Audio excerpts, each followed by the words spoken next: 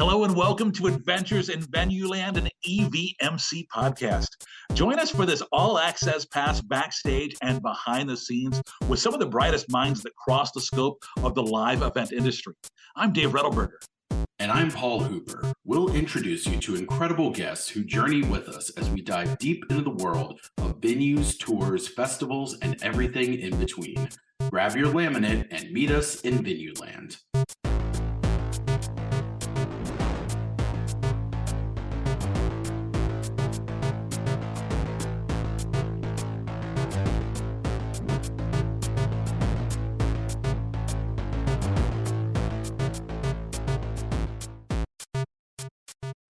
Today's adventure was recorded live at EVMC 2025 in the heart of Atlanta. Paul, wasn't that a great time?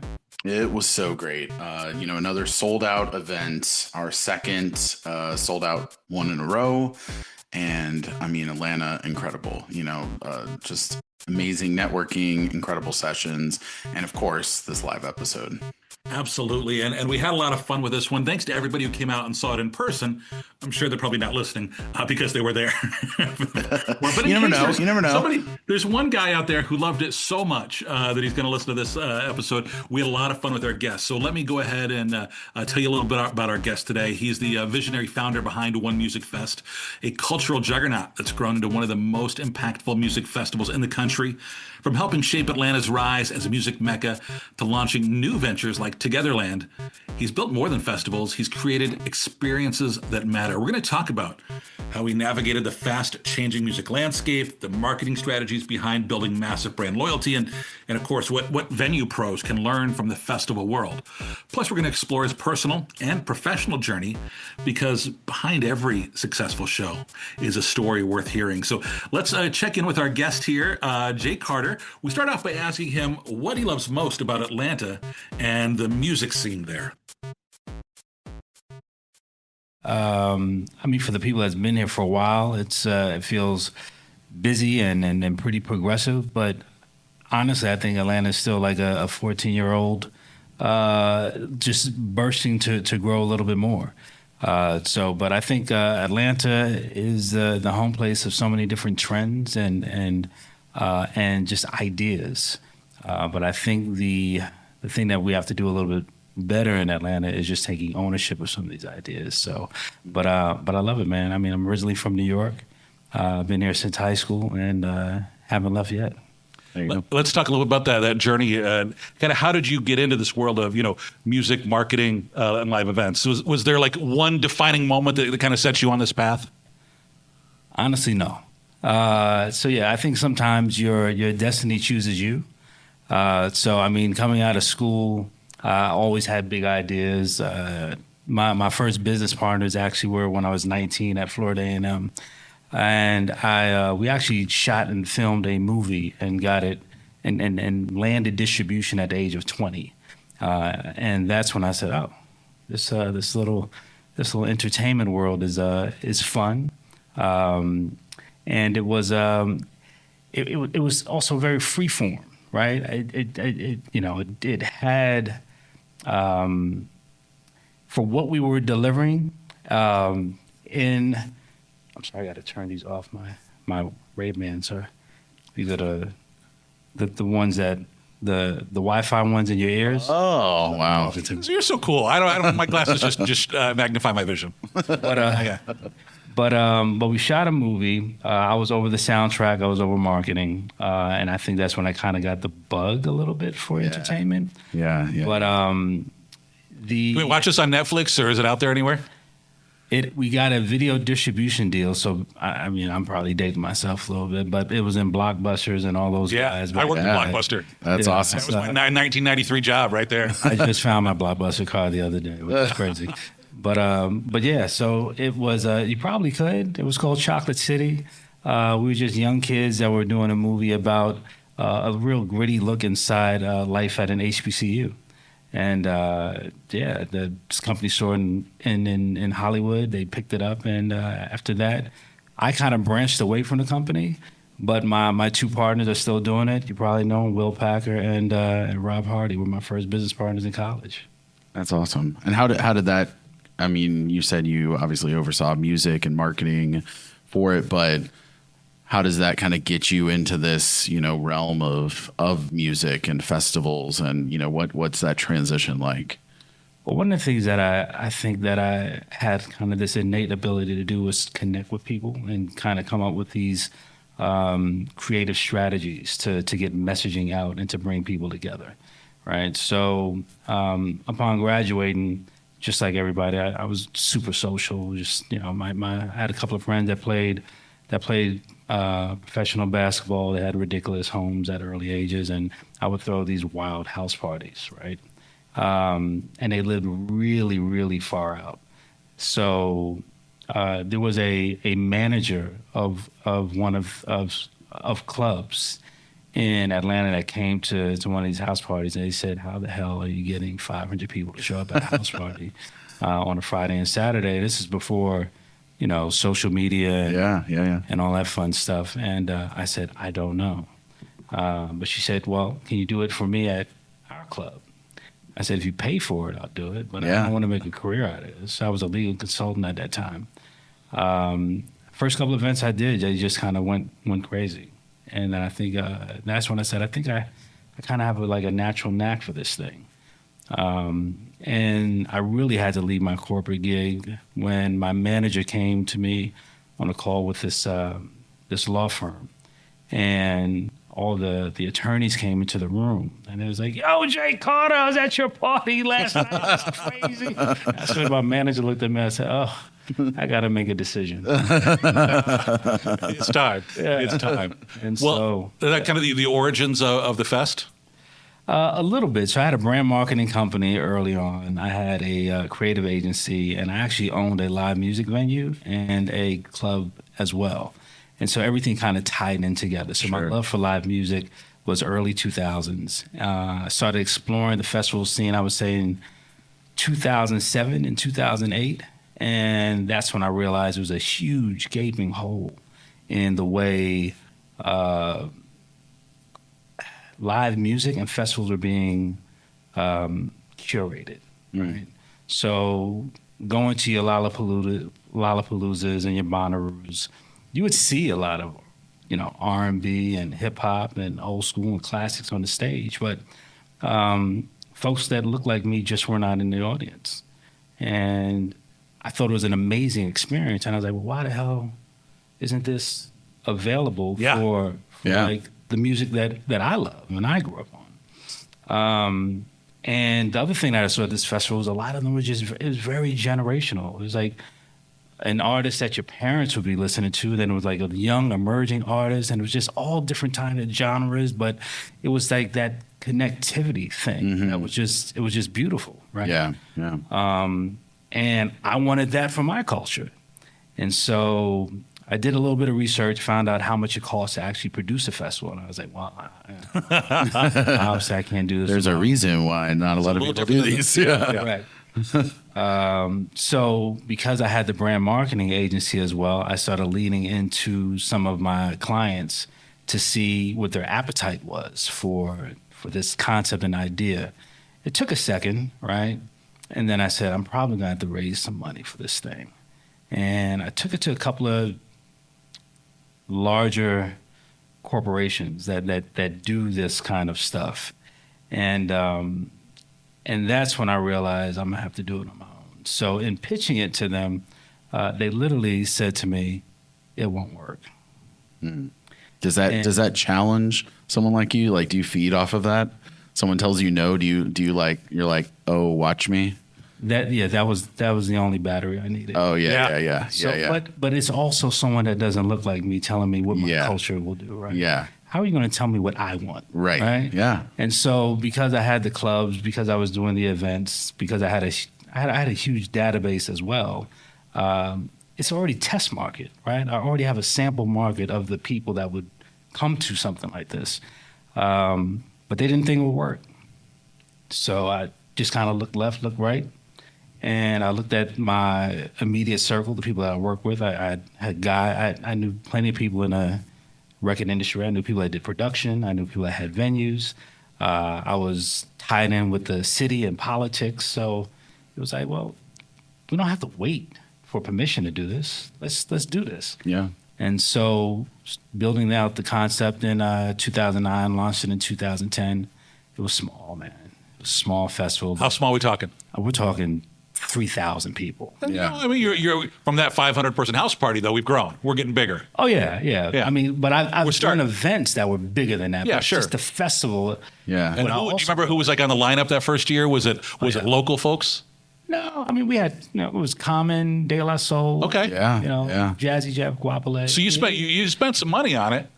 Oh, yeah, we spent a couple of dollars on it, just kind of fill it out. But, it was a mixture of local with some national names. It was all the different elements you would find in a large-scale festival, but smaller. Yeah. So a lot of gaming activations, brand activations, giveaways, your food experiences, your VIP stuff.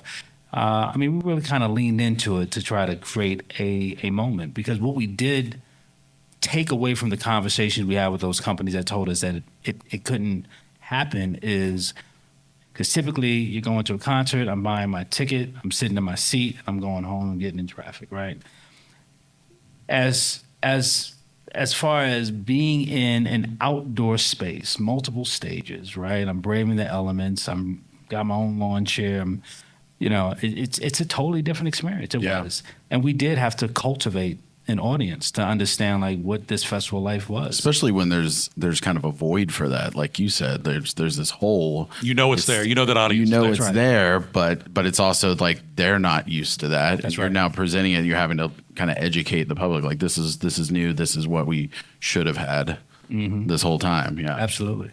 So I mean, we got a little bit of mentorship from some folks, and and one of the people that we spoke with. They said, if you don't have $2 million to lose, don't get into this business, or you're going to have to wait 5 years for a brand to be created as far as a festival brand. And then so many of us in this business are just rolling in cash. So right. I didn't have $20 to lose. $2 million worth. I think a lot of people in this room have been part of a festival that somebody's decided to put on for something locally. And it gets to that point where you maybe had that first year where, it did okay, but we're not, it's could make or break. And a lot of people, it just kind of goes by the wayside, but you kept pushing through. What was it that you said that we're going to keep this going? So Dave, you're wrong. We lost money, Dave. We lost a considerable amount of money. Dave, we lost money for 5 years. I heard the lineup. I didn't want to. Yeah, no, Dave. Yeah, we got our ass kicked out there, Dave. We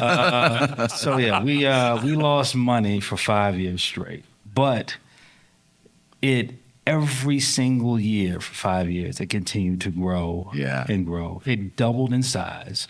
Our sponsors are spending more money. You're seeing it germinate. You're like, it's coming. Even if you're losing money, you're like, you see the potential. Yeah, but it was. If we didn't have other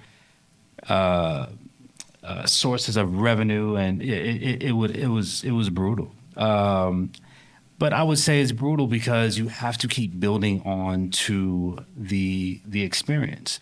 And for me, and everything that I've done in the past has always been customer first, consumer first, right? I think if you put a dollar number out there that you're chasing, you kind of lose sight of the whole entire vision and experience.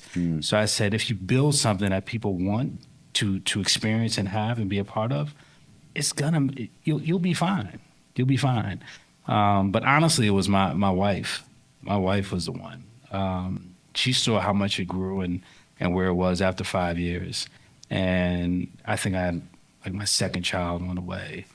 And I said, babe, we lost a lot of money this year. I don't think I want to do this again. And she said, how open can we be here? Can we just be raw and talk? Yeah, absolutely. That's a real question. Yeah. Okay. Absolutely. Put it out there. So she said, you can't. Like, you can't quit right now. I mean, do you see what's happening? And the recognition that this thing is receiving, the how it's growing, and the brands that are now coming involved with the event, and the artists that are now looking to get involved. She said, you can't. She said, you can look at money one of two ways. She said, either you can look at it as you're losing money, or you can look at it as you're investing money, right? So when you put money into stocks or you put money into crypto, whatever it is, right, you're not going to see it immediately, right? But it's out of your pocket, Yeah. right? So you got to wait on that return. She said, you're investing in a brand, so don't look at it as a loss. And I said, I hate you. And she was right. So our 6th year is when we really broke through and went nuts after that. What That's was awesome. it? Just the persistence that kept it changing or kept it growing? Yeah, or what was the or flip? what was the Yeah. flip? What helped it get there? I think it was the adoption of the brand and the experience. And then we also saw a huge shift in where our ticket buyers were coming from. Oh. Initially, it was very, very Atlanta. And like to date, 50% of our audience is not even from the greater Atlanta area. So we had people traveling from Australia and Canada. Jeez. So that's when we said, this experience is very hard to find, obviously, in a lot of different metro areas. So for what we're building, people, this is kind of like their pilgrimage. Yeah. You're not just connecting with the city, you're connecting with the culture around the world that are wanting that felt like, it was needed. Absolutely. So fast forward a little bit to where are we at? What's been the best year to date? Best year to date, probably 23. Okay. A little Yeah. 100,000 people. Wow. Yeah. Yeah. Say that again. How many people? Yeah. A little over 100,000 people. Right. That's growing. That's pretty big growth. 3,000 to 100,000 is significant. Yeah. So how did you grow this event while also staying true to its roots? That's a great question. And I think that's one of the things that our fans love is the authenticity of Yeah. it as well. But sometimes you also have to know your value. I think one of the things that we do considerably well is connect with brands. And I realized that when I left corporate and was doing events and started the brand marketing agency, I realized that that we are a gateway, right? So, Paul telling me how great he is, is advertising. Dave telling me how great Paul is PR, right? That's good. PR I like goes that. further, Yeah. right? So our audience, right, started talking more about the event and really became like, it just became and we have some diehards, Yeah. right? And they feel like, and when we fuck up, they let us know. Yeah, Yeah, I'm sure. yeah. Right, Yeah, right. they'll be 'Cause the first ones to They tell take you. it very personal. Yeah. Oh yeah. Well, they have pride in it. They probably feel like they're investors in the product. Absolutely. Yeah. Right. So we don't price gouge or try to, bait and switch. Like we're authentic to the culture, and I think that sometimes is very, very hard to find. So I think I got off your question a little bit. How do we? What was How do you stay true to your roots? While growing the festival. I think staying true to the culture, very, very, Yeah. very authentic. It's hard to walk away from brands that want to cut checks, but we actually have because we're like, there's no way we can do that. Yeah. Like our audience is going to look right through that. That's not a good look for us. And some of these stories have been told, and I think some people respect that, and I think our base respects that, and I think they love what we serve every year. How do you feel like the festival can teach people about Atlanta, right? So obviously, if it's locals that were initially coming, but now you're bringing in all these people from all over the world and certainly all over the states. I mean, do you feel a responsibility to kind of tell them about this city and about the history of hip hop in this city and its importance? Like, do you think they gravitate to that? How do you kind of balance that to be the storyteller? Great question. As of right now, I think it's undeniable that Atlanta is wearing the crown when it comes to like hip hop and R&B. Yeah. And that has changed. New York and LA, had a great run. But as far as like the sound, the energy, the artistry. A lot of that is coming out of Atlanta. So one thing that we absolutely do, we do have Atlanta-esque moments every year on the stage. Right? Yeah. You know, and honestly, if you're programming any hip hop R&B festival, it's almost impossible not to have Atlanta representation. Sure. You know, so from Rolling Loud to Dreamville to Roots Picnic, right? You're going to see an Atlanta artist on that stage. Oh yeah. So we make sure that we actually kind of sketch that into our creation every year as well. You know, as you know, the Festa has kind of grown into a nationally recognized brand. What marketing tips? So what surprised you that really works for you that you can share with this group that maybe have their own festivals or things that they're looking to market? What do you love that you think really moves the needle? So again, you know, from where we started in 2010, I mean, what I don't know, how long has Instagram and Facebook been around? Probably around then. Yeah. Close. But Yeah. obviously peaked and grown quite a Correct. bit since then. So, you know, when we start, I mean, if somebody said, "Hey, man, you should pay me X amount of dollars because I'm an influencer," back in 2010, you're a what? Yeah. Right. So you know, I think you have to stay current and don't become so stuck in your ways that you can't grow, build. So we evolved as technology and as far as marketing and branding has evolved as well. So how do we embrace social a little bit more? How do we? I mean, we have, I don't know, probably have maybe 10,000 influencers in the database that we kind of can choose from. Yeah. You know, we over deliver with our brand partners, right? I mean, it took us probably 7 years to get P&G on board with us, but our job is to over deliver. You know, I mean, if you're spending X amount of dollars, I'm going to give you 2X in the value of what you're going to spend. You want to make it impossible for when you go back to them the following year. They have to look at it and they see those numbers and are like, this would be stupid if we didn't continue. This is a no-brainer. Yeah. Right. So that's I mean, I would say that's our secret sauce, man. Let's over deliver to our patrons, over deliver to the brands. We over deliver to the city, and we just kind of keep trying to just make sure that we're building strong partnerships and collaborations because you can't do it alone.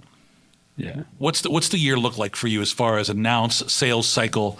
You know, do people buying tickets before they even know what the lineup is? Walk us through kind of the year-long look at the One Music Fest. So, yeah, I'd say we probably take about 5 weeks to just kind of breathe. Important, very important. Yeah, a little me time. But yeah, we send out our rap reports and we do our surveys to make sure that we're checking all the boxes. But it's consistent, right? So even for this year's festival, for artists or managers or agents or brands that we weren't able to book or get on board for this year, we're courting them and bringing them in this year and showing, hey, this is what you're missing. This is what we are. This is what we do.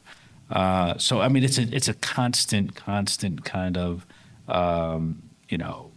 outreach to build and strengthen relationships, making sure that, you know, we're speaking with the right people. If there's certain artists that's on our radar, that we're on their radar. So it's, I would say by December, our festival's late October. By December, I mean, we're in full gear. Yeah. But we have a few other brands, that we have as well, that we work on all year round as well. How have you seen, taking your growth out of it? How have you seen festivals in general change? It feels like the experience, and obviously even venues, arenas, stadiums, they're all doing it. It feels like the experience is as important as the lineup. Are you seeing that as well? Is that something that you all are just, again, trying to work with the trends and meet the people, and they're going to let you know, like, we want this, or we don't, we thought that wasn't good or something. But is that something that you've seen change dramatically over the last like 4 or 5 years? Absolutely.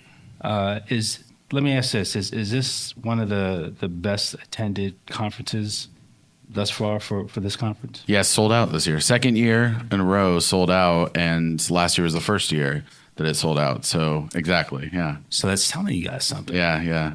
Shit is changing. Yeah. All right. So back when I was pitching festivals in 08, 09, right?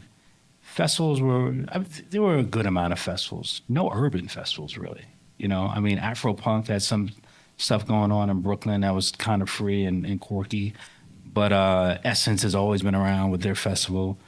But there were no urban hip-hop festivals, right? So sometimes it's good to be first, and sometimes it's not good to be first. Right. It got very trendy, right? Everyone would call an event a festival. Yeah. And so the whole market space started getting watered down a little bit, right?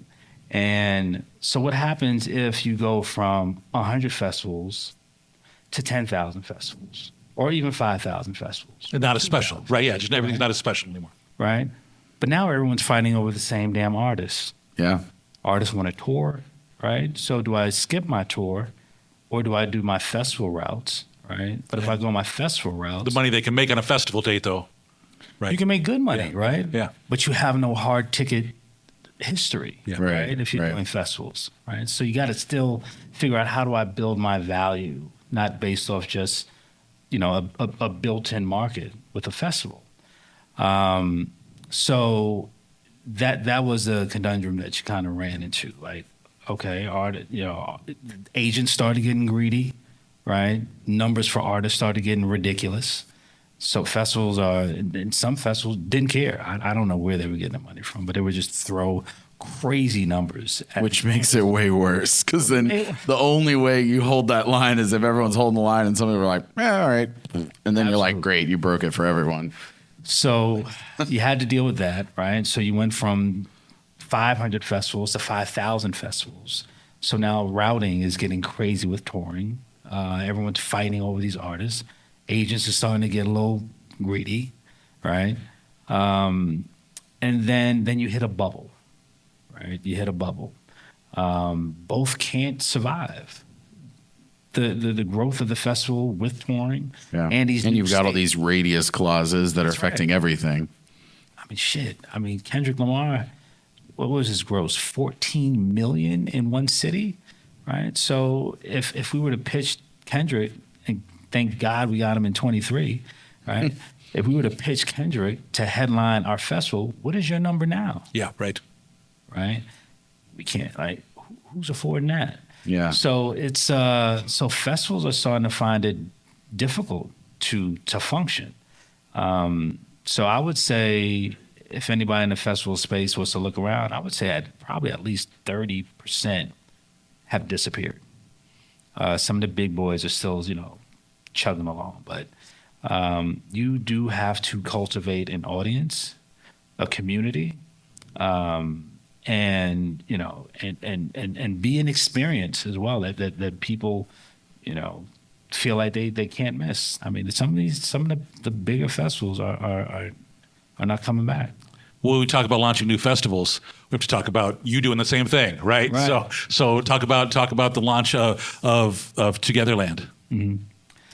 So Togetherland was awesome. We've been trying to put that together for some time. We wanted to have a sister property forever, right? And we looked at Houston, Dallas, New York, LA, and even Charlotte we looked at. And we landed on Dallas just because Dallas just, again, just like the entire festival scene, it didn't have anything quite like, it didn't have anything at all. Right. It was right before it, yeah. It was just nothing out there that looked quite like One Music Fest. So yeah, we ventured out. We probably took us about maybe 2 to 3 years to kind of figure it out. We did it in Fair Park. we got hit with a tropical storm day Oh, that's two. fun. Yeah. Yeah. But we rebound quick though. We only delayed doors, I think, like 2 hours and got it back open. But it was wildly successful, man. People loved it. It was 100 degrees. We got to change the date though. I'll never go back to Dallas. In when did we do it? In May, Memorial. Jesus Christ! It was 100 degrees. When a guy from Atlanta is complaining about the heat, you know it must have been hot. Oh my God! I don't know what we were thinking. But Memorial Day, it was a 3-day weekend. It was, it was a holiday weekend. But yeah, so on the first day, 100 degrees. The next day was a tropical storm. So yeah, that's what you got to deal with festivals. One of the great things about doing a live show is we can definitely have some live questions. And I know that we had a couple that were submitted online that time. Megan, you had a question you wanted to. What makes the... Is it working? I'll try. Give it a try. There it is. Yeah. What makes Atlanta the home, obviously besides hip hop music, but what else about Atlanta do you like with the festival, and how did you like kind of figure out, besides hip hop, what you wanted to do, where it was, and all the things Atlanta? Honestly, I don't think the success of One Music Fest could have happened anywhere else. Honestly, I really don't. If I was to try to do this in New York and get the mayor and city council to sign off on this thing, I mean, that may take me years. Atlanta is one of these cities where everything that you need or everything that you want is probably 1 to 2 phone calls away, right? It's a very connected city. Which is crazy too because of its size, right? That's rare. Well, that's the other thing. I think on the outside looking in, it's like, Jesus Christ, it's a huge city. No, it's not. Yeah. It's a big ass town. Yeah. I mean, as the suburbs, I think the surrounding areas makes it feel like it's big, but we don't have boroughs and all that. Those are the suburbs, bro. Yeah. If you live outside of the perimeter, you are outside of Atlanta. But I think it all connected together makes it feel big. But I think when you do good business, again, I feel like Atlanta is one of these cities that's 1 to 2 phone calls away to get the information you need or to get through the door you need to get through. Any other questions from our audience today? If you think of one, come on up. You got to come on up and introduce yourself. Our expert editor, Camille, will edit all the awkward pauses. Hi, I'm Alexa. I work for Lumen Field in Seattle. And kind of 2-part question. But first, how'd you know you wanted to go from more of like a bigger organization to your own venture, and like just advice on starting your own venture and how you grew that? And then the second piece is, what would you say your like main key to success is, if you had one thing? One key to success, and what would I say as far as if you wanted to start a venture? So I think a quote that I said before to somebody is, crazy people don't know they're crazy. No one crazy tells you they're crazy, right? You just kind of look at them and be like, yeah, I'm not sitting next to them. But if you think you have an idea, right? And your idea has an audience and there's a community around your idea. So the biggest thing is, how do I connect to them, right? How do I make them consumers? How do I make them believers? How do I make them supporters, right? So again, I saw a gaping hole and a void in a community, in a space, in an industry. And I said, I have an audience that wants to be in this space. So how do I make it comfortable for them? How do I make this right for them? And that is where opportunities are, right? Somebody said, if you want to be a billionaire, fix $1 billion problem, right? You want to be a millionaire, fix $1 million problem. And for me, that was a problem, the way festivals are being programmed. Then I had to just make sure that audience was there, that they would support it, and then you just hit the pedal and go. The second part of the question was key to success. What do you think if you had to choose one key that you think is that helped you, other than your wife? Other than my wife, I would say integrity. How is your name being How are you being talked about in rooms that you're not in, right? And that's real important. That's good. That is good. That's good. Any other questions out here? What's one mistake you'll never make again? Because we've all made a few. Right. I'm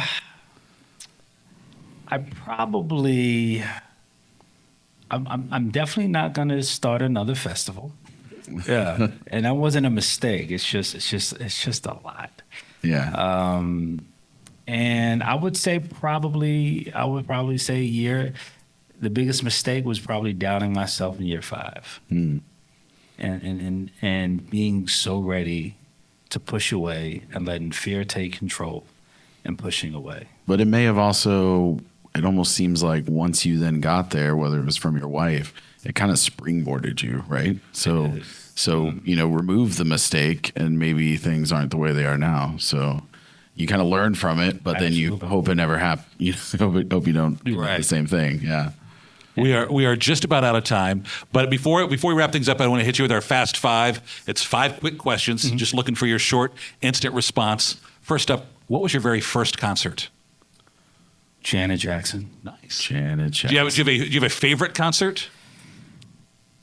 Shit. I do. It's hard to play favorites, right? Yeah, I don't want to say it. Yeah, I'll say it because he had a moment. I hate to say You put it out there. There's no shame in this I group. know, God damn it. But Kanye West, I will say All this. right. Yeah, I got you. But hold on. I would say early in his career, I went to one of his first shows when he was stuck in the space of being an ultra creative. I think it was Rihanna, Chris Brown, but it was just, and he was like this, the theme was he was an intergalactic hip hop hero here to save the universe. That was the theme of the show, right? And I was like, who is this guy, right? But yeah, I mean, I miss that Kanye. but no one knows you're crazy, right? Right. To be crazy, he was crazy. Yeah. He's crazy. What's your favorite breakfast spot in Atlanta? If you're going to have to get breakfast, where are you going? Breakfast? Yeah. A good spot is, I would say breakfast at Barney's is good. Le Petit Marché is a good spot. Thumbs Up, local, cheap. But yeah, those are 3 solid spots. What artist is still on your bucket list to play the fest? The biggest one, like if I can get her, I'm done. Like I'll walk away forever. Sade. Oh, nice. Okay. Yeah. My wife literally brought me a life-size cutout of this woman, right? Because I mean, as a kid looking at Sade, I was the first time I was really exposed to that level of soul and hip hop and just music with that kind of depth. I was 11 years old and she touched me. She touched me in a certain way. Yeah, so Sade. Last question for you. What's your theme song? So you get your own reality TV show, cameras follow you all around. What's the song that plays over the opening credits of the Jay Carter show? I think one of the happiest songs in the world, to me, in my opinion, is September by Earth, Wind and Fire. Yeah. But a song that I find myself introducing people to a lot, I got an old soul, but is Zoom by the Commodores. Before we wrap things up, anything you want to plug? If people want to learn more about any of the music festivals or anything you do, or they want to connect with you, what's the best places? Me personally, my IG is J Carterology. J Carterology, so just J Carter OLOGY. The festival is One Music Fest. It's just how it sounds, One Music Fest, and website is One Music Fest as well. But it's going to be a very big Atlanta moment. Oh, awesome. Oh, nice. All right. I like the tease. Well, thank you so much for the time today. We really, really appreciate having you here and here in Atlanta and sharing your city with us and really just some great stories. Congratulations on the success of the festival. I appreciate it. Thanks for the opportunity. Paul, how much fun was that episode? It was great. I mean, Jay, what awesome insight. I love the advice. I love that we got a couple questions in from the audience, like we're able to do with some of these live episodes. So it definitely will go down as one of my favorites. And let me send out a shout out to our editor Camille, because for those people who were on site, they know we had some microphone challenges, right? So, but Camille, our editor, does masterful work here, and we're so grateful for everything that she does. And we're grateful to you for listening to this episode of Adventures in Venueland. Remember, you can subscribe and find more episodes wherever you listen to your favorite podcasts. We do love your 5-star reviews so you can help others find us. Until the next adventure, I'm Dave Rettelberger. And I'm Paul Hooper. Thanks for listening, everyone.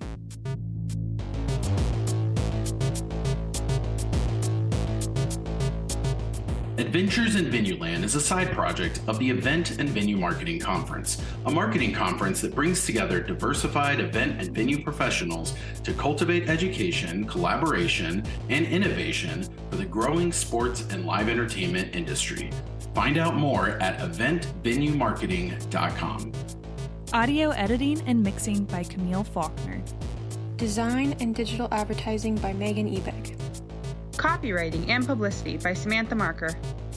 Guest booking and brand strategies by Paul Hooper. Guest research by Dave Rettelberger. Marketing strategies by Paul Hooper, Megan Ebeck, and Samantha Marker. Thanks for joining us. Until the next adventure.